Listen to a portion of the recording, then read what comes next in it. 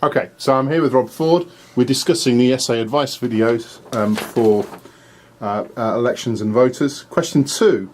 Why are ethnic minority voters in Britain and America so loyal to the main left-wing parties, Labour and the Democrats? Right, well, an important thing you're going to want to do here is to examine the premises that are set forth in the question.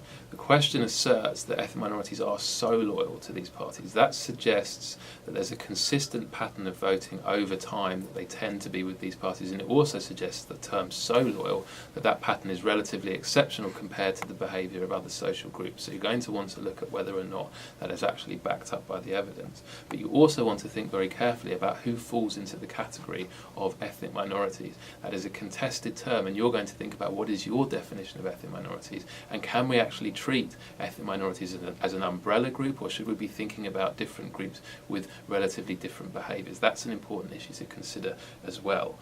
Then you're going to want to think about explanatory factors. What could account for a particular pattern of voting behaviour in this way? And you'll remember from the lectures, a repeated theme within this course is that these kinds of explanations are very complex, and you're going to have to find your own mix of explanations for what's going on here. Some of the factors you may want to consider include economics, the divisions within society between rich and poor, between public and private sector, between people who use the welfare state more and less. You're also going to want to think about social policies, and perhaps what will loom large in here particularly is things like immigration, race and discrimination.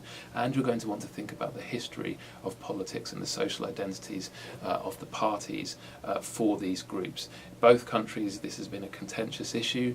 Race, you're going to want to think about, well, what are the stories here that have been left behind in the voters' minds that might influence the way they behave today based on what happened in the past.